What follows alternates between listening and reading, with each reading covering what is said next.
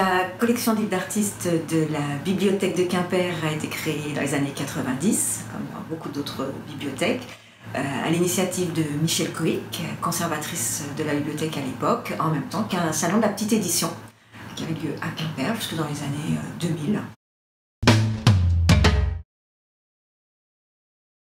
Cette collection a été voulue comme encyclopédique et balayant toutes les techniques, les courants de la bibliophilie. Les acquisitions se faisaient selon l'usage bien connu du coup de cœur.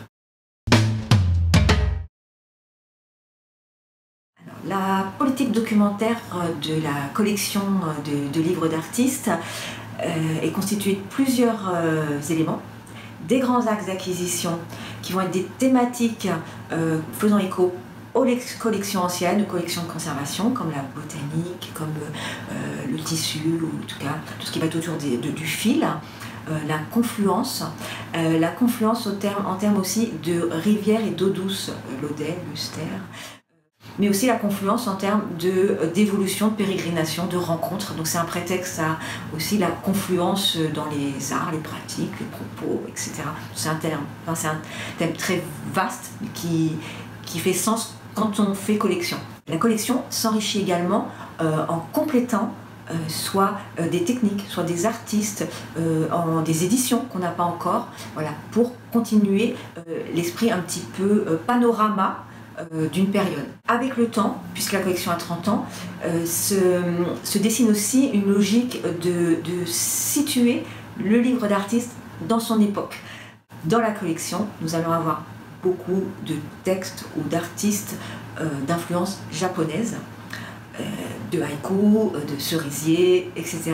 Et je prends un exemple j'ai voulu qu'il soit dans la collection, qui fait écho à Fukushima, qui est un ouvrage très poétique sur les cerisiers au printemps, mais ceci dit, c'est doublé des images qui passaient à ce moment-là à la télé au Japon de la catastrophe. Et là, ce livre, on sait et on saura toujours quand il a été fait. De même, j'ai demandé régulièrement aux artistes de ces 2 dernières années si les œuvres qu'ils avaient produites et qu'on acquérait avaient été faites pendant le confinement. Voilà. Et pour certains, effectivement, ça a été des œuvres qui n'auraient pas pu voir le jour si ça n'avait pas été fait pendant le confinement. Pour la définition du livre d'artiste, je suis bibliothécaire à Quimper, en charge de cette collection. Donc je vais définir le livre d'artiste tel qu'il est dans ce qu'on nous a appelé le fonds de livre d'artiste, même si le terme n'est pas exact.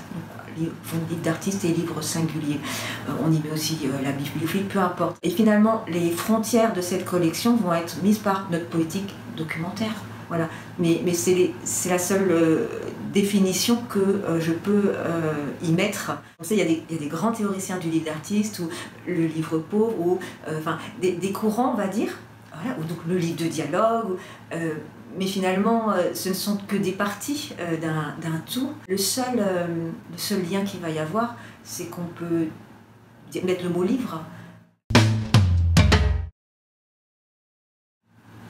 Pour ce qui a été expérimenté ici et qui, à mon sens, fonctionne le mieux, ça va être de faire des approches sous forme d'ateliers, des ateliers extrêmement simples, c'est-à-dire des ateliers menés par des bibliothécaires, contextualisent l'objet dans la collection, dans la médiathèque, qui peuvent expliquer une technique, qui peuvent lire le texte, qui peuvent évoquer un ressenti, qui peuvent en tout cas s'exprimer en tant que bibliothécaire autour de l'œuvre.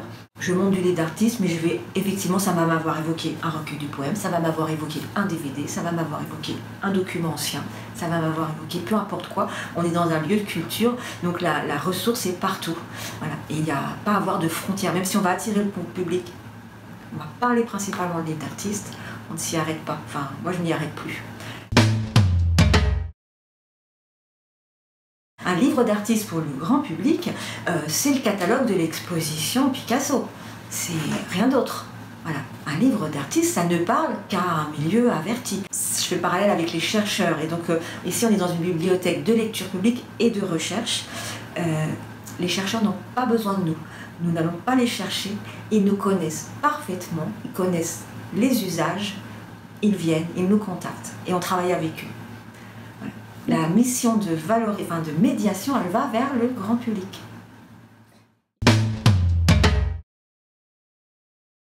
Sur la question de la réception par le public, le grand public, du livre d'artiste, et là je peux pratiquement m'appuyer sur des statistiques, voilà, pour faire des centaines de ces ateliers ou de présentations de proximité, très simples. Le public, il y en aura toujours déjà.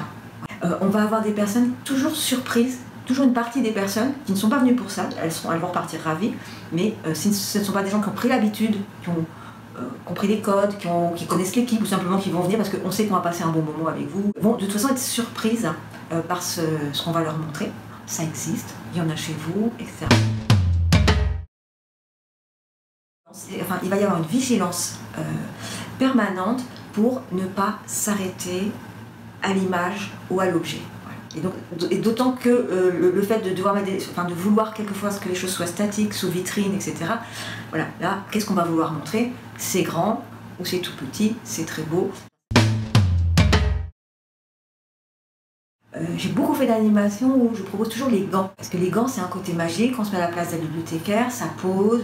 Il n'y a pas de nécessité absolue la plupart du temps de porter les gants, mais ça fait partie de la symbolique. On est rentré dans quelque chose d'autre, on est obligé d'être plus pondéré, précautionneux, donc on va mettre les gants.